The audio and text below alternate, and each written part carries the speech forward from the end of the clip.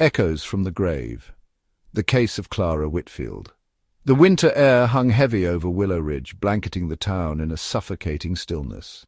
Snow fell lazily, muting the sounds of the bustling streets, while chimneys puffed faint columns of smoke into the steel-grey sky.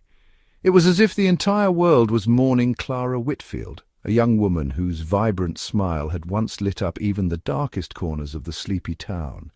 Now her modest home stood eerily quiet, save for the faint creak of floorboards that seemed to echo her absence. Her husband, Henry Whitfield, claimed she had collapsed suddenly, exhaustion stealing her away like a thief in the night. To some, his grief seemed genuine, his tear-streaked face and trembling hands a testament to his pain. But to Margaret Fletcher, Clara's mother, his demeanour struck an odd, discordant note. There was something wrong, something she couldn't explain but felt deep in her bones. It started with the funeral. Henry insisted on dressing Clara himself, smoothing a silk scarf around her neck with almost obsessive care.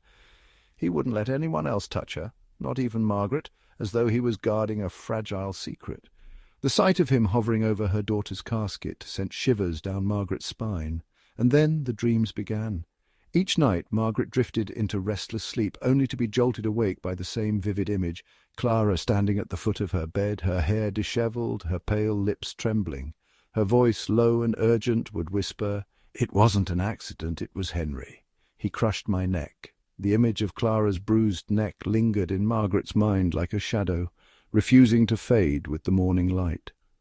By the third night, the dreams became more vivid. Margaret could feel the chill of the room, hear the faint rustle of fabric as Clara's figure moved closer. Was it a ghost, a message from beyond the grave, or was her grief conjuring illusions in the dark? Margaret didn't know, but she was certain of one thing: Clara's death was no accident.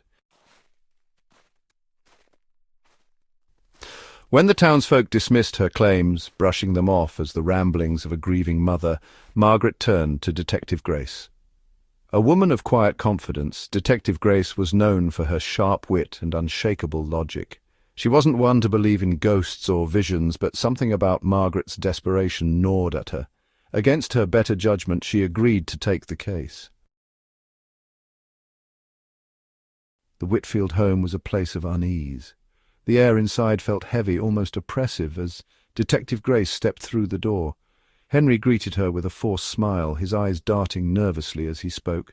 "Anything to clear my name," he said, his voice trembling slightly.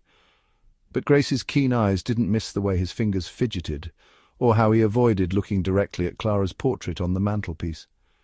The deeper Grace delved, the darker the story became. Henry's past revealed a pattern of violence cloaked in charm. His first wife had left him after years of cruelty, and his second had died under circumstances that now seemed chillingly familiar.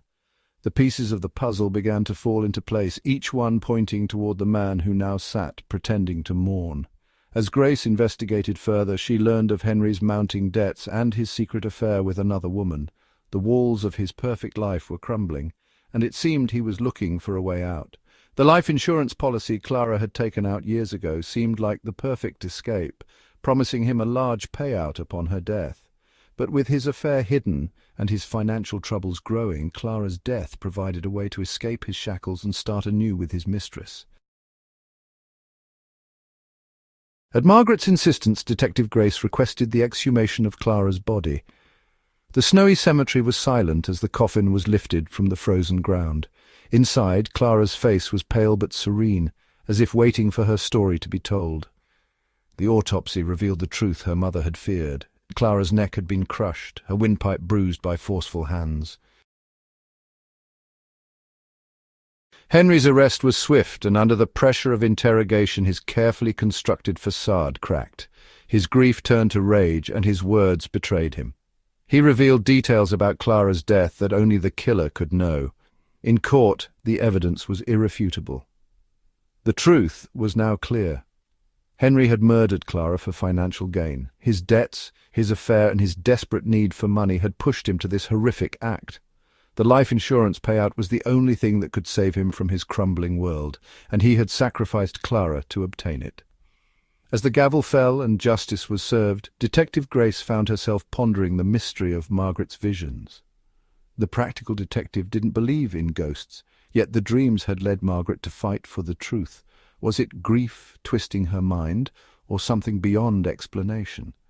In the quiet of her office, Detective Grace stared out the window at the falling snow. The case of Clara Whitfield would be whispered about for generations, a haunting tale of justice, determination, and perhaps a brush with the supernatural. For Grace, the truth was simple, ghosts or not. It was the unrelenting love of a mother that had uncovered the darkness hiding in plain sight.